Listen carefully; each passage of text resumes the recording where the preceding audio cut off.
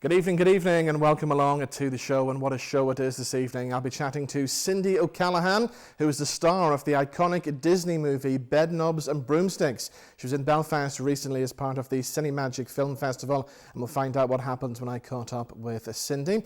We'll also have live music in the studio from Zac Mac, and the musical Mamma Mia is in Belfast at the Grand Opera House. I'll be finding out all about it a little bit later on. But to get things underway, let's find out how haunted Northern Ireland really is. And I've been chatting to Warren Coates from the Northern Ireland Paranormal Research Association, and here's what happens when Warren joined us in the studio earlier this week.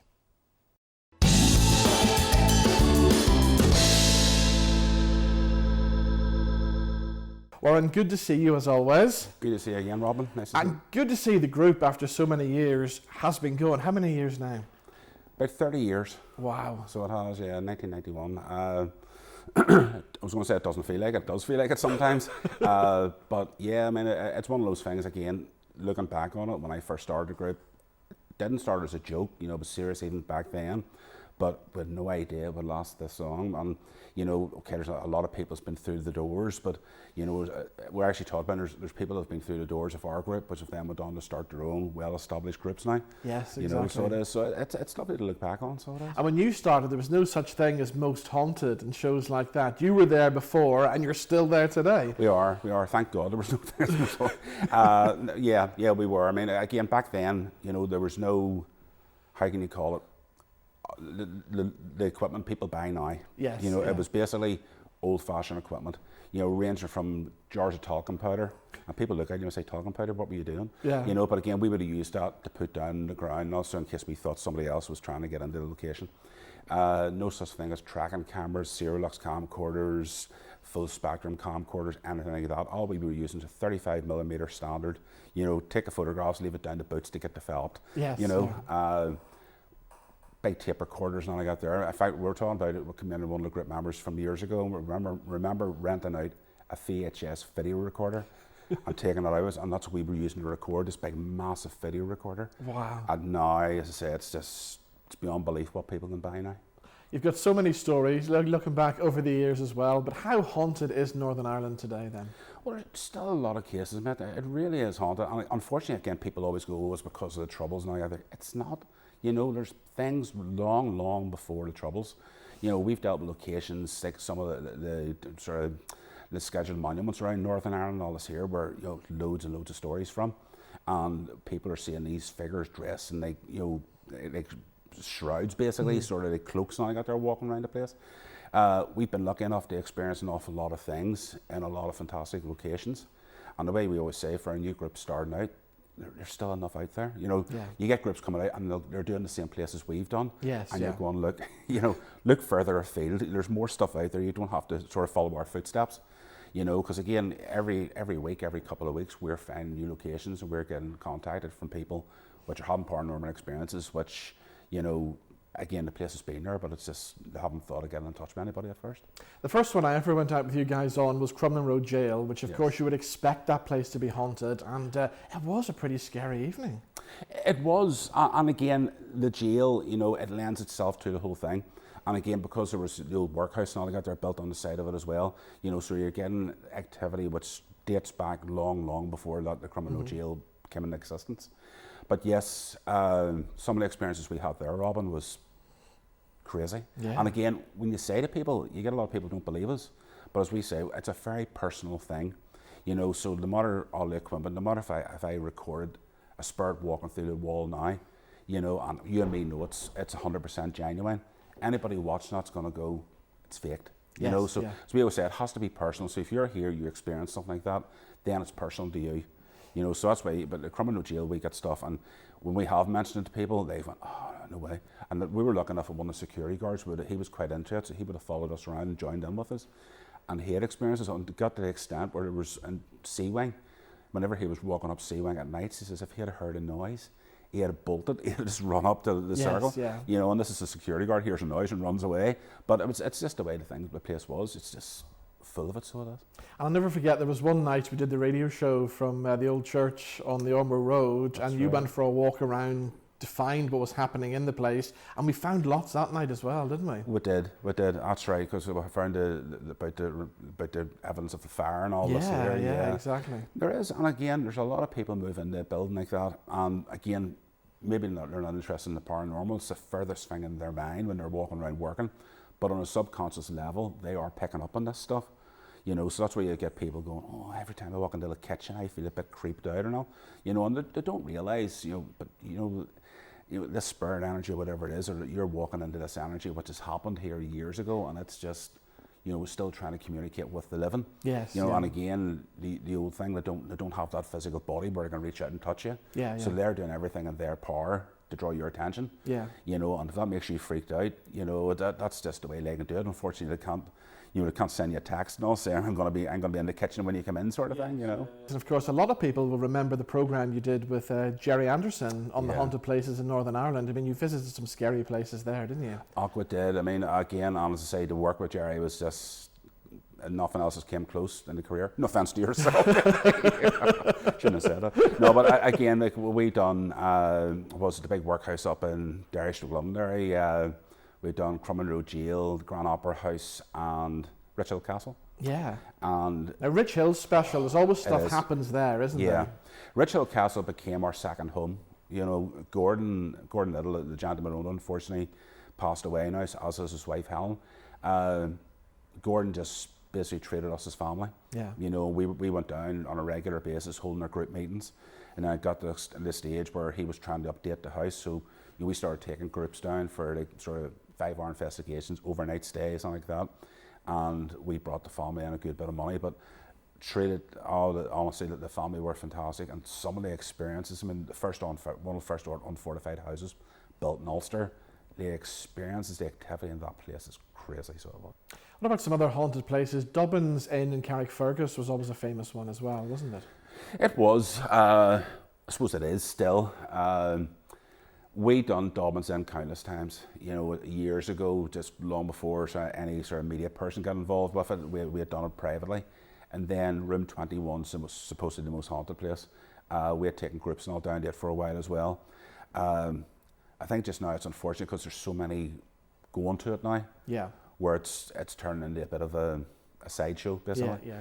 And it's unfortunate because it's a lovely building, lovely history involved with it. Genuine activity. Yeah. But it's just a pity that people are looking in the wrong place when they're looking for the activity. Yes. Because in the back restaurant is where we got a lot of stuff. We had sort of glasses move on, we had chairs getting moved on us. Whereas Room 21, people sit up in Room 21 all night twiddling their thumbs and nothing happens. And you go, well, you were told to go down to the restaurant and sit in the restaurant. But and of course, there's lots of history connected between Dobbin's and the Carrickfergus Castle as well, isn't That's there? right, yeah. Well, there is a supposed tunnel goes between Dobbin's Inn and Carrickfergus Castle. It doesn't exist. Right. So it doesn't, unfortunately, it doesn't exist. Not that it's been found, put it like that. It could still be still be there. Yeah. But there is, it's one of the three oldest buildings in Carrickfergus is Dobbin's Inn, Carrickfergus Castle and St Nicholas Church. Right, yeah. So there is that story between them three locations. So there is. But it is a lovely building, as I say, they do portray it, but I say it's just a wee bit sort of, it's, for the last time we were trying to get people into it, I think the money they were charging was all right, okay. Crazy. Yeah. Okay. Well, if people do have an interest in the paranormal, you are looking for new members for the group, aren't you? We are, yes. Now at the moment we're just getting a whole sort of new website done. Sort of just over COVID now I got there, the guy was done the website for us left, and unfortunately I said we don't have a website as such at the moment. But certainly through Facebook. Mine was Warren Coates, so if you go onto Facebook, Warren Coates, give me a shout over that. In the meantime, Warren, always good to see you. The best of continued success with the group as well, and sure, we'll bring the cameras out on a little bit of research one night with you as well. You're always welcome. Good to have you out again, so we'll run. Brilliant. Thank you, Warren. Thanks, man.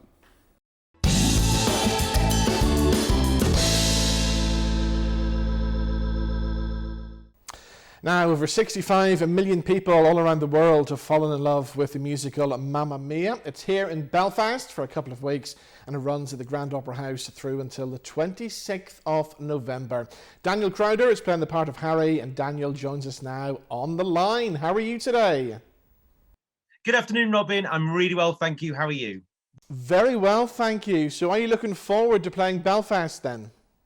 I am excited beyond belief. I've never been to Belfast. We played Dublin in 2019 at the Broadcast Theatre for 4 weeks, just before COVID began in 2020. So we were there for Christmas just before COVID. Now, you're actually here in Belfast for 3 weeks. That's a pretty long run for a show, isn't it? It is. We sort of normally do about 2 weeks in a venue, but they pack out these theatres, and I know that the Grand Opera House is a really beautiful theatre. I've heard so much about it, and like you say, tickets are selling like hotcakes. I tried to get my friends some tickets for the Saturday afternoon, one of the Saturdays, and it's just heaving. So it's really good buzz for us, knowing that we're playing to these full houses, and the audiences just own this show. They love this show so much, and so I'm really excited about bringing it over. And I know here in Belfast, there's definitely plenty of ABBA fans, and I think there's a possibility you might just have the loudest audience with everybody singing along to those songs with you every night. I really appreciate it when the audience sing along, because I get to sing "Thank You for the Music," and it's so nice when you hear the audience sort of joining in, because you know that they're connecting with the show, with the play, with the music, with the characters, and so I really like that. And I sing a lovely song in the second half with Donna called "Our Last Summer," which is a little known song. It's on the Super Trooper album, but it's a beautiful melody. And so please feel free to join in with that one if you know the words. Now, remind us of your character, Harry. That was the part that Colin Firth played in the movie, wasn't it? It is indeed. Whenever anybody asks me who I'm playing in Mamma Mia, I always say Colin Firth. Because that's the sort of point of reference. But yes, Colin made the part famous, but of course it was there many years before the film was made. And Harry Bright is a banker.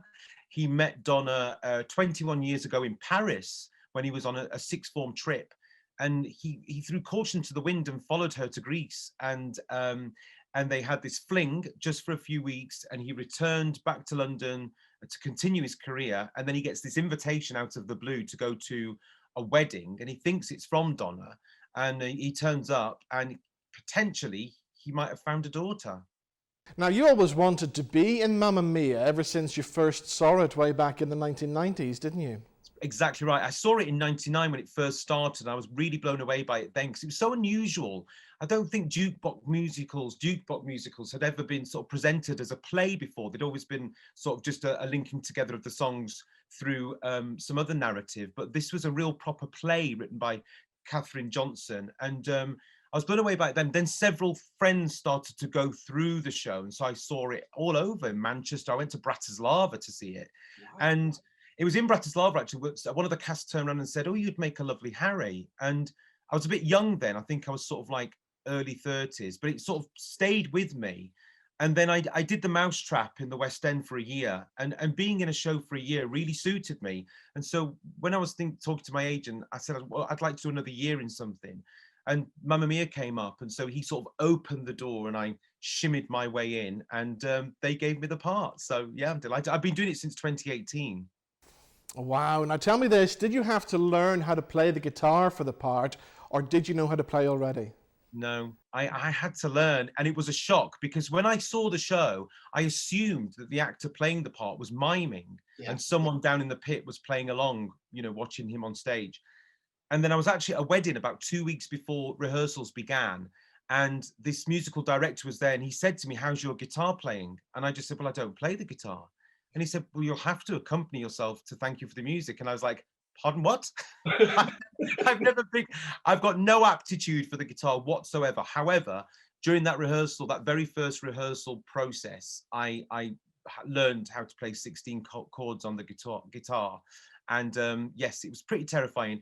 I'm still a bit rusty, but the way I square it, Robin, is the fact that Harry hasn't played the guitar for 21 years. Yes, exactly. Yeah. So if I hit a few bum notes, it's absolutely fine.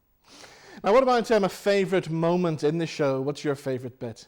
One in Act 1 actually is when the dads arrive for the hen party, and it's "Gimme, Gimme, Gimme," and that song seems to raise the roof. Yeah. People love that number. And then another showman for me is right at the end of Act 1, where the entire company are on stage doing Voulez-Vous. And you've got this amazing choreography by Anthony Van Lass, where there's big Greek circles. And it's wonderful. And you just got that real anticipation of Act 2 of what's to come for Sophie and Donna. It's very exciting. So obviously Mamma Mia is such a big show with a big cast. You spend a lot of your life on the road. What's life like on the road with you guys then? It's been, I mean, I've toured before. This is the longest tour I've done. When I first started, we went international, which was wonderful. So we did Toronto and lots of places in the Far East, and we were put up in hotels.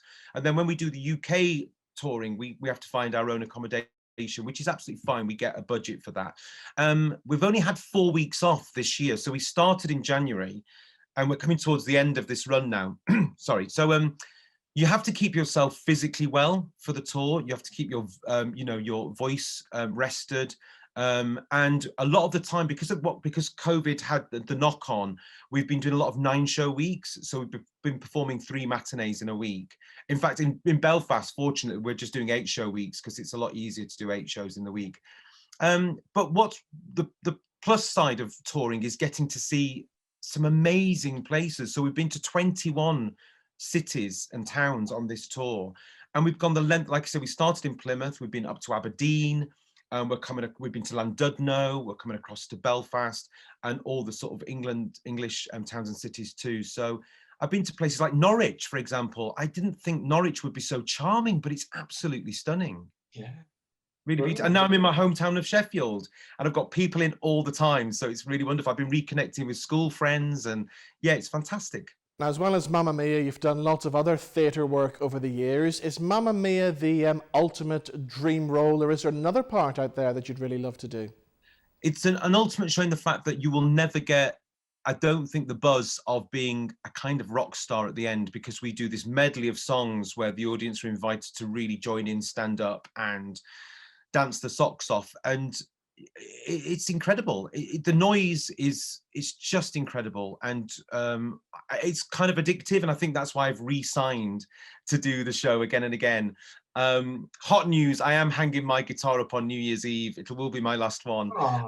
Yes, because I feel like I've come to the end of a very happy journey. Yeah. Yeah, it's really exciting. As far as future roles are concerned, I mean, this is actually only my 3rd musical in my career, and I've been doing this for about 27 years. So I would quite like to do more musical theatre, but I think I'm ready for a play that might have a settee that I can sit on for a bit, some furniture. Sort of setting, something a bit more naturalistic than a Greek island, but who knows? I always go with whatever I'm offered, so we'll see. Now, you mentioned The Mousetrap there, which is a great Agatha Christie play, isn't it? It is, and that has a settee. So very useful. Yeah, it's set in Monkswell Manor, and I played that in 2014 for 12 months, and I had such a lovely time. I remember being asked if I'd consider it when I was a younger actor, and I sort of dismissed it because it'd been on for so many years. I thought, why would I want to do that? And then when it came around again, I was a bit older to play Giles Ralston, the husband in the plot. I went to see it, and I actually read the play, and the play's fantastic. I mean, obviously, she's a fantastic writer. She's an amazing writer. So it was a no-brainer for me. And we had a lovely company. There was 8 of us in the cast, and I had a great time. It was a really special time, that. Now, tell me about some of the TV work that you've done, because you've been in Corrie and in EastEnders as well, haven't you? I've done the soaps, so yes, the Corrie, EastEnders, Doctors, Casualty, Holby City, all the regulars that an actor goes through. I had, not to be too graphic, but I was an ice dancer, not skater, in Holby City, and I had an ischemic bowel. So that had to be operated on, which was fun. And I think EastEnders was really interesting. So I went into it to play Christian's lover. He was having a relationship with Saeed, and I played this character called Leighton that came in to sort of make Saeed jealous, and I slightly became obsessed with Christian. And to spend time on Albert Square, my first scene was on Albert Square with John Partridge, who played Christian, and it was at night time, and it was really peculiar because obviously you watch these programs on telly. It's like going to a major city like New York or something for the first time. You actually can't believe it's real. So I was a bit starstruck. And then I had scenes with Barbara Windsor in the Vic. And again, it was really hard not to go, "You're Barbara Windsor from the Carry On films. Hello." But there was a whiff of Kenneth Williams about Leighton. So I think she quite liked that. And we've got Cindy O'Callaghan coming up on the show a little bit later on. She was in EastEnders playing the part of Natalie Evans's alcoholic mother, and I know she's going to tell us some great Barbara Windsor stories as well. Oh, brilliant. Yes, I think they're a very happy family down there, and it's a busy set. I mean, you have golf buggies that take you from one set to the other because it's vast. It's all across Elstree and Boreham Wood, and yeah, to get from someone's flat to the shop to the pub, you have to be ferried around on golf buggies. It's quite fun. And tell us about Coronation Street as well. Who did you play in that?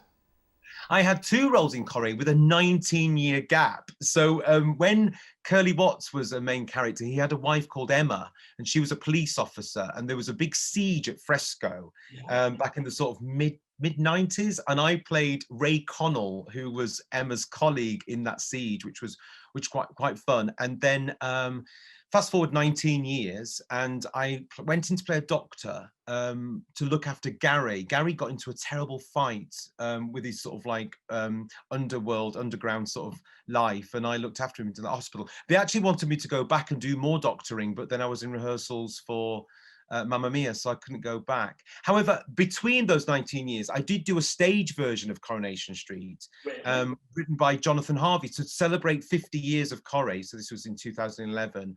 Jonathan Harvey, one of the writers on Coronation Street, he wrote a stage version which covered the 50 years, and we had celebrity narrators from Corrie, like Roy Barraclough, Gaynor Faye, Sherry Hewson, and they would narrate it, and 6 of us would play all the parts. And so I played Steve MacDonald, Mike Baldwin.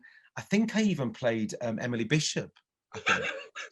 So that was great. And we actually took it to New Zealand with Ken Barlow, with Bill Roach, because New Zealand is exactly 2 years behind Britain in watching it. So 2 years later, in 2013, we took it to New Zealand and toured New Zealand with Bill Roach as the narrator. So that was rather special. Well, Daniel, it's been great talking to you. Mamma Mia runs at the Grand Opera House here in Belfast until the 26th of November. Have a great run. Thank you for joining us.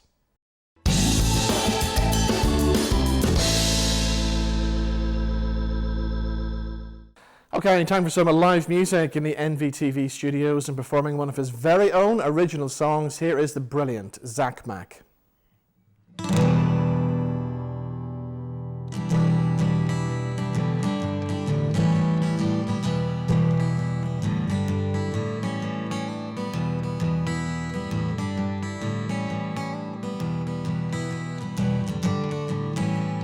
Remember when we used to play outside? Remember when we used to run and hide? Remember when we used to jump on the bed? 'Cause we were superheroes in our heads back then.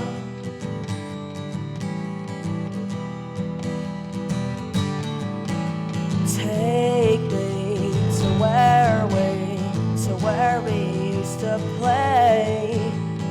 Take me, you know you and I, we're gonna find a brand new day.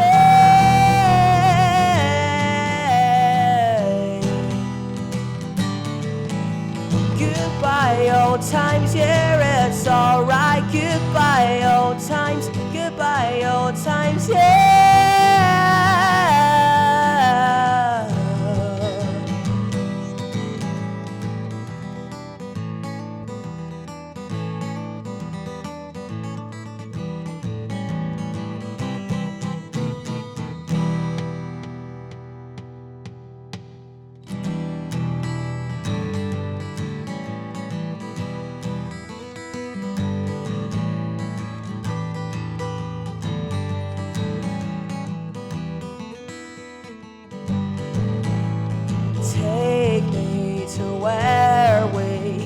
Where we used to play. Take me, you know you and I, we're gonna find a brand new day.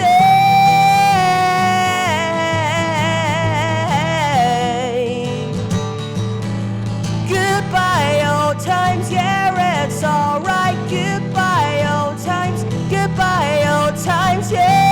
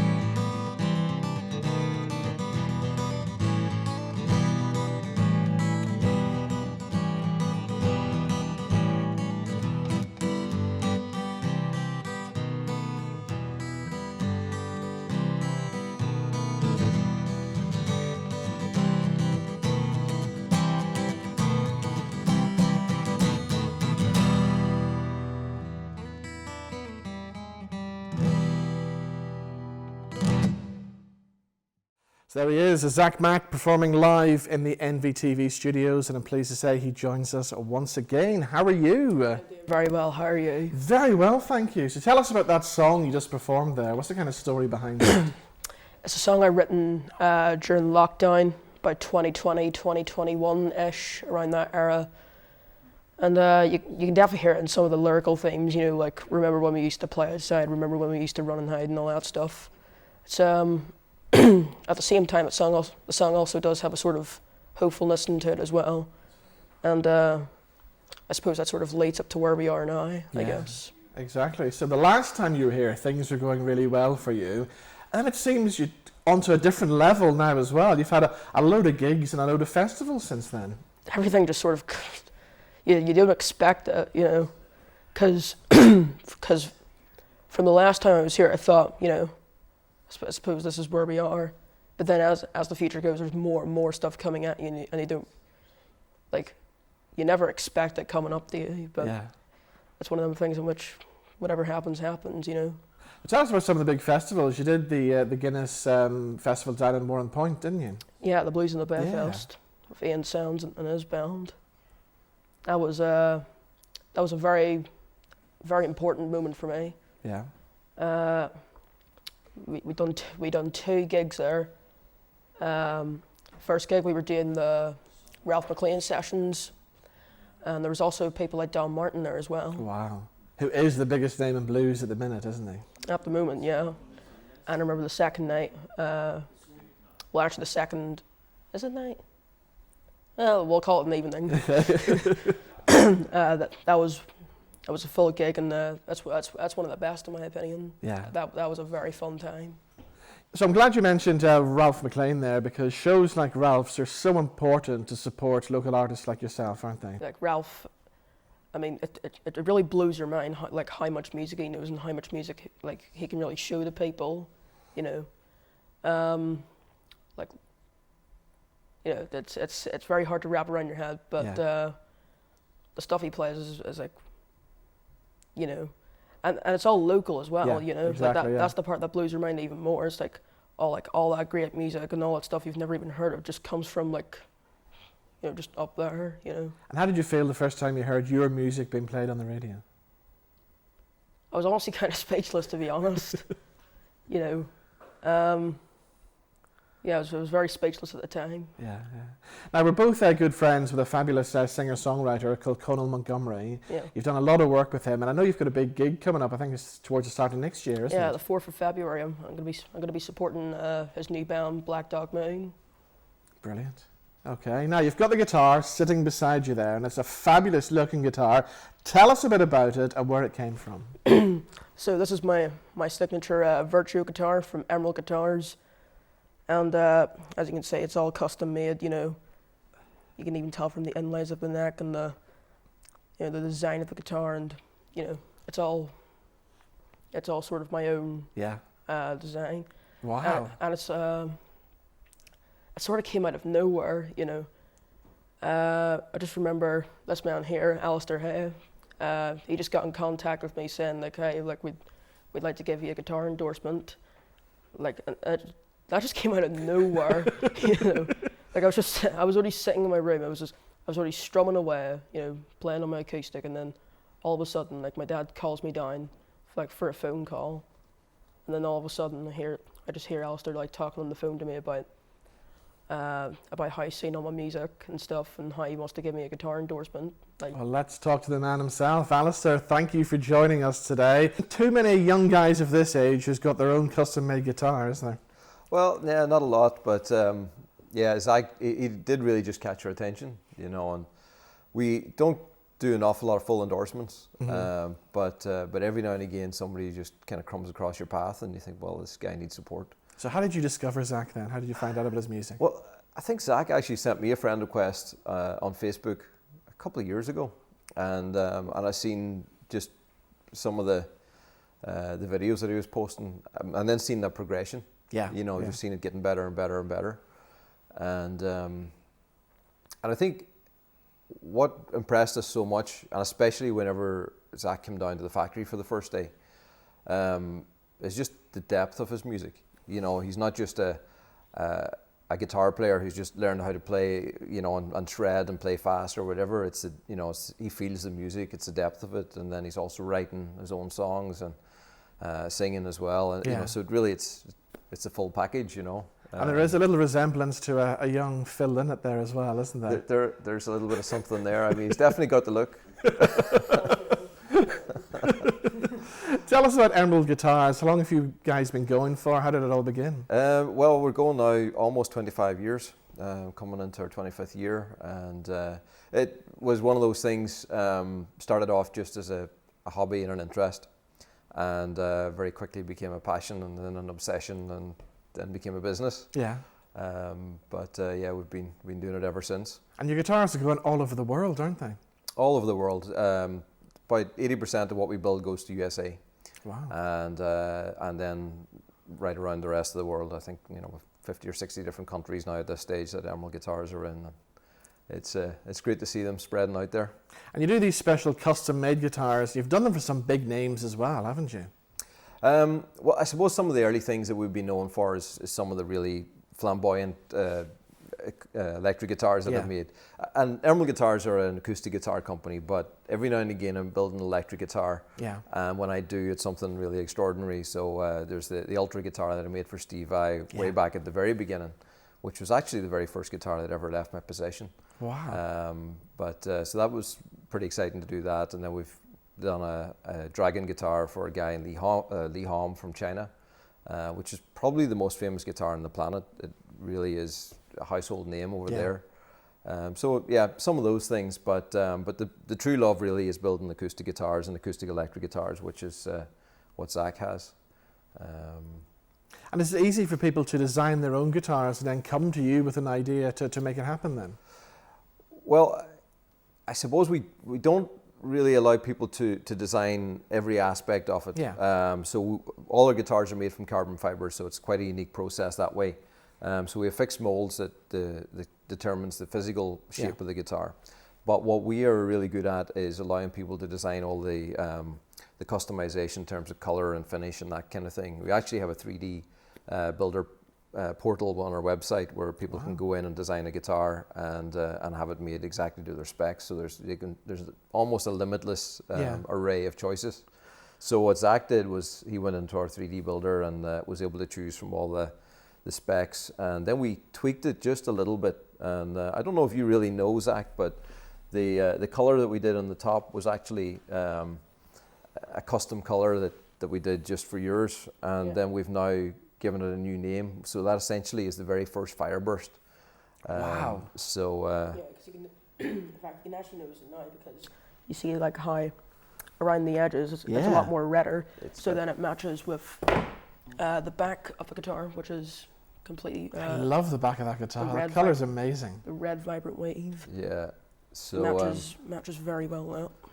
Yeah, so we give that one a little bit of extra special treatment, but you know what it's all about is seeing the guitars being played, and we get inspired by seeing somebody like Zac just making incredible music on our instruments. What about the guitarist beside you there? Tell us about this one. Well, this is one of our X20 models, so this is one of our standard acoustics, and we like to use nice colours, so that beautiful purple there just really stands out. So I think that's the one that Zac's going to play on today. Brilliant. So if I was going to buy one of these guitars, how much would it cost me then? It really depends on the specification. Our guitar started around about 2,000 and can run up to 7,000 or 8,000 depending on the specs. Something like this here is about 3,500. Wow. Brilliant. And you guys are based up in Donegal, aren't you? Yes, we're just across the border and just kind of between Derry and Lifford, just on the Donegal side there. Brilliant. Well, if people want to find out more information, if they want to get in touch with you, how do they do that? emeraldguitars.com, or just look for us on social media. We're on all the platforms on Facebook and Instagram. Brilliant. And you can see us all there. Brilliant. Well, Alistair, good to meet you. Thank you for coming in. We're going to hear one of these guitars in action now because you're standing by for a second song. What are you going to do this time? For my second song, this is another original. It's going to be going on my new album. It's a song called Florescent. Brilliant. And when can we get the new album then? Honestly, I'm not really sure, to be honest.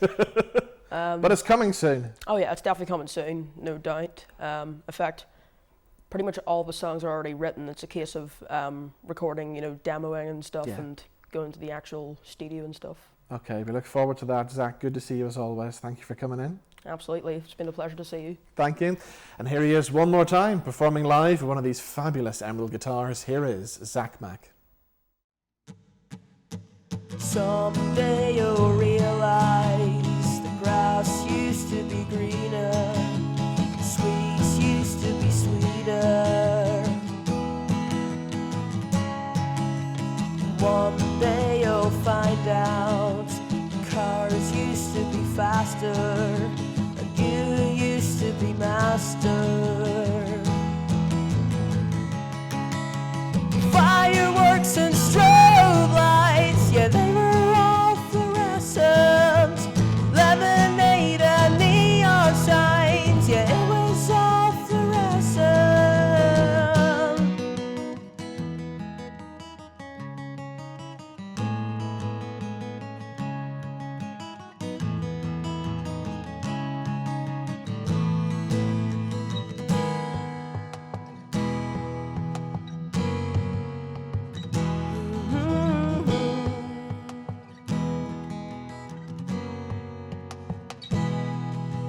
You said it lasts forever. You said it lasts forever.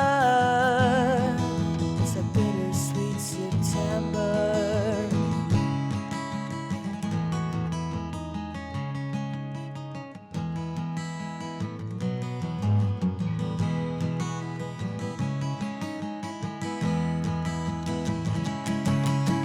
Fireworks and strobe lights, yeah, they were all fluorescent. Lemonade and neon signs, yeah, it was all fluorescent.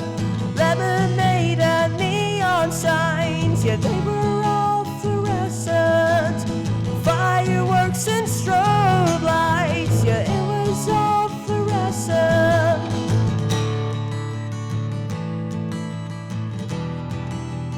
I could stop the clocks, and you could rule the dogs. Ooh.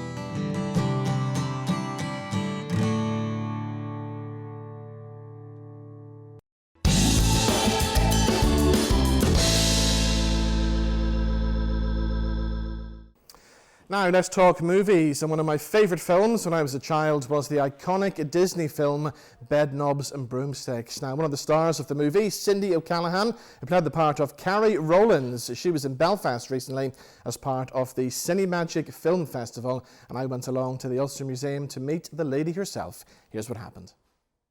So Cindy, great to see you here in Belfast. You're having a great time this weekend, aren't you? I'm having a fabulous weekend. I think I must have walked from north, south, east and west of Belfast. I've been everywhere. And as I told you, I bought my veg in St George's Market. Yeah.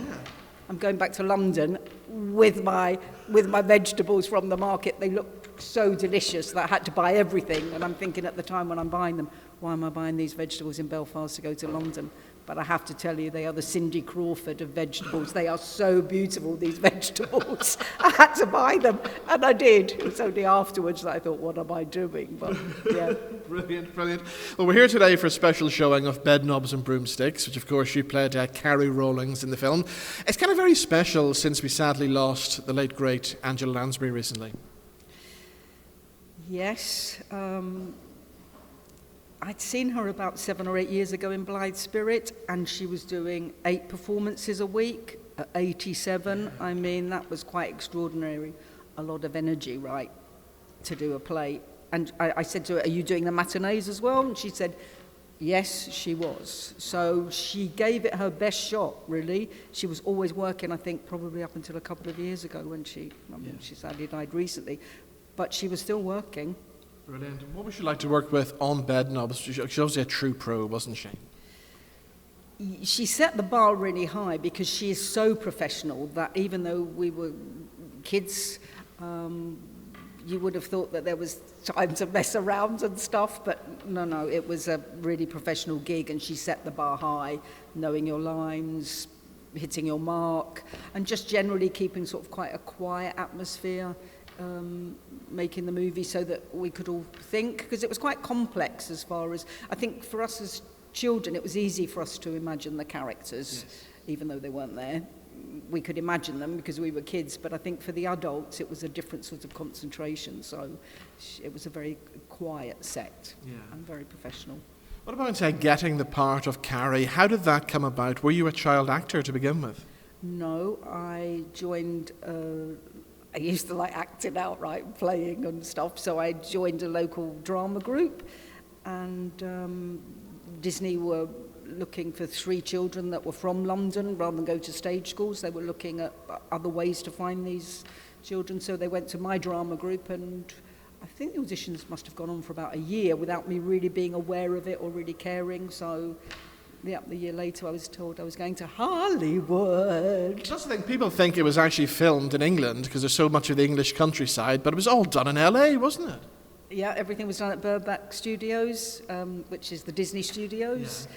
And all the sets were built. There was some that were built outside. Portobello Road was in the studio and outside. But everything was done there. The magic of Disney, right? They can produce anything. So as well as the stars you got to work with in the film, I mean, while you were there in LA, you must have been rubbing shoulders with Hollywood royalty. I suppose so. When you're a kid, it doesn't really impress you unless it was something, like you met somebody from Mary Poppins, like Julie Andrews. I was like, I could hardly speak when I met Julie Andrews. It was just so exciting because I grew up with Mary Poppins. And Disney at that time only used to make a film every 5 years because they're hand-drawn. Yeah. They weren't like CGI now where you can just connect the dots and have a computer-generated image. It was the last hand-drawn film, Bedknobs and Broomsticks. I only found that out recently from the BBC when they did an interview and told me that. After that, then computers came into play.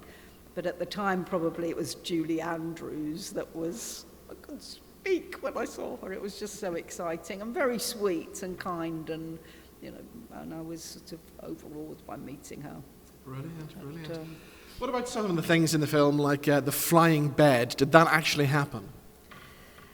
The flying bed did and didn't happen. Okay. It was set up so that we really were high up in the studio. You can imagine how tall a studio ceiling is. So we were sort of craned up to the bed and then strapped in so that we were safe. But Roy, who played the little lad on it, was, because he's only 6 or 7, right? He's messing around. We were like, "Ow, don't be moving," right? Because the bed would move, it was on hydraulics, so it would do it when they forced it. But he was forcing it because he thought it was funny until we gave him the eye, "Don't be doing that." So it was, it was very exciting. But it was quite scary. We were really, really high up. Oh, wow, okay. So what about the 2 guys then who played your brothers? You went on to do more acting. Whatever happened to them?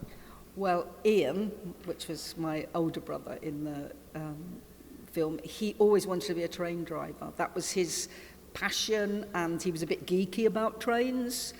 And I have to tell you, he is now a train driver. Wow. And the other day, I was in London. I was going to get the overground. There was Ian driving my train. I thought that was so exciting. It was really, they didn't really want to act. They were in a sort of a local drama group like I was in, and Roy, the youngest boy, went on to be a very successful entrepreneur in IT. He's got the big house, and he's very successful. Yeah. And he was a smart cookie, right? At 6, he knew everybody's lines. I don't think David Tomlinson was very happy with him when, you know, he didn't come in with a line, and then Roy was like, you forgot your line. He was like, yeah, so it didn't go. But he was 6, right? And he did know everybody's lines. Brilliant. But You would go on to do lots of telly over the years as well, and I know you were in EastEnders, so I'm going to bring you back before that, first of all, to another soap, a soap that was set on the North Sea, a show that I thought was very, very strange, but I'm kind of obsessed in a way with it. You were in Triangle, weren't you? I have to tell you, I'm very proud that we got an award for the worst soap opera ever. I was like, my friend said to me, you can't be proud of that. I'm very proud that we got that, right? I've been in the best, which is EastEnders, and I've been in the worst, which was Triangle, right? Which was a soap opera all on its own, because it actually was on the North Sea. So you would get on a Friday, and of course the crew would be like, oh, we're away for 10 days. Like, well, you know, we used to go Amsterdam, Felixstowe, and back and forth for 10 days. So, of course, the first night they'd all be, you know, having a few bevies or whatever. Then it was the North Sea, right? This was Gale 10s. This wasn't nice Mediterranean, and it was a car ferry.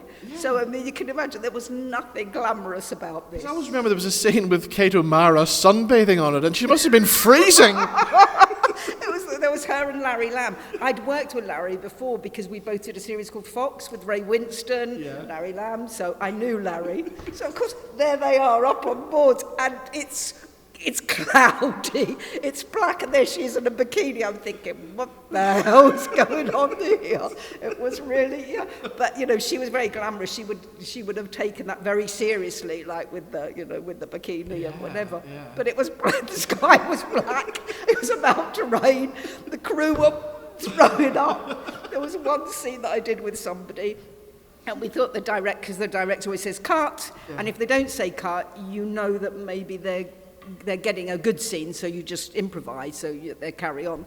So I'm carrying on with this actor, When I look around, there's nobody there. They're all throwing up. They've all rushed out onto deck, right? Because it didn't affect me. I don't know, it's something to do with the inner balance of your ear. But it didn't affect me. There was no cut. We're going to be doing this scene like 3 weeks later. So it was, it was really funny. But you're so, where is everybody? What the hell is everybody? So there was no drinking again done by any of the BBC crew. But, well, let's move from bad TV to good TV and EastEnders. I mean, you were Natalie Evans' alcoholic mother, from what I can remember. Yeah, what great fun that was. Yeah, no, that was... Yeah, that was good, because I sort of played a bit of a baddie, and I quite like playing a baddie, you know, because I wasn't a very good mother, and I drank too much, and when Natalie was getting married, I was, you know, flirting with Barry, which I just really loved, right, you know, do it seriously, and she got really upset, and then, you know, you're flirting with my husband-to-be. So actually, those scenes were really good fun. But EastEnders is full-on schedule, you know, you are working from the moment you go in, makeup, and then every scene is time, so you have to be professional, know all of your lines, hit your marks, and actually it's I'd done quite a lot of television by then, so I wasn't shocked. But for a young actor, it's a sort of repertory, like a repertory theatre, where you learn your craft, your skill of acting for camera, because you have to be really aware. And it must be scary walking onto a set like Albert Square for the first time. Yeah, frightening. Yeah, it is. And especially when I was doing it, I did it before, but then I went back and I was working with Barbara Windsor. And yeah, she was so generous and warm-hearted. And, you know, when you're really scared, you want somebody to run the lines with. And she would always do that. And as would Barry and Natalie, they were, you know, because they know what it's like on the first day. You can be very experienced, but you still get really anxious on the first day. It's just one of those things, actors. We're good at hiding it, maybe, but we're like the swan, you know, downstairs. The legs are doing this, like with anxiety, and this bit's like all calm. But now, I hear a little story that you once took Barbara Windsor to a well-known fast food restaurant. Well, am I allowed to say McDonald's? Sure. Okay. So, well, Babs used to like a hamburger, a McDonald's hamburger at lunchtime. So did I. It was like our guilty secret. Don't tell anybody. So. She used to have it was a long day, so she used to have a rest in the afternoon, and I used to go to McDonald's once a week and bring her, you know, Big Mac and a cheeseburger or whatever and a Coke. And then one Friday she said to me, I think I'm going to go with you today, Cindy. I was like, bring it on, Babs, bring it on. This is so exciting. I'm having lunch at McDonald's with Babs. That's how exciting it gets for me on EastEnders. And of course, she went with a baseball cap and these big glasses. And of course, I feel very tall because she's quite small. I'm quite small, but you know, she was smaller than me, so I was like the big girl on that one. And of course, she's like incognito, but everybody who's coming into McDonald's going, all right, Babs, and that didn't work very well, did it, Barbara? So as if, you know, nobody's going to. She's in Elstree where it's filmed, so everybody knows her. So that was one of the highlights of being on EastEnders, was McDonald's with Babs. These days, you're passing on your knowledge to young actors and performers out there, aren't you? Yeah, I now run the drama group that I was in originally when I was 10 years of age, so it's really nice to go back and give something that I sort of took and maybe give somebody else the chance. I work a lot now with young actors who go on to have careers as actors. And to at least inspire them, there isn't just acting, there is, you know, there's presenters like you are, there's camera women, there's lots and lots of jobs out there. So I think it's, when I grew up, I did only think about acting, but I wish I'd known there's a whole industry of the arts, and I really want to bring that to children who I wasn't really academic. I went on to do a degree and a master's, but at the time academia wasn't my thing. I used to like playing around and being out there. So, you know, I'd like to say to young people there's lots of jobs in the arts. And what about projects like why we're here today, Cine Magic? How important are things like that? I think it's really important because it's a way to bring stories to people, a way to imagine there are different ways to live our lives, and until somebody brings in a story that might resonate with you, you don't realise there are different ways to think, to live your life. Maybe somebody else might do it differently. How do you do that? And I think that stories are a really good way to express that and speak to us in a way that other mediums can't do that. Brilliant. All right. Well, Cindy, it's been great meeting you. And I think a movie like Bedknobs and Broomsticks will go on to continue to get new audiences all the time. It's one of those timeless classics, isn't it? Yeah. You know, Angela's gone now, and it'll be my turn soon, so I think that Disney would be really proud to think that his magic just lasts. And it is a magical film. Brilliant. Thank you so much. Thank you. I'm delighted to be here with you.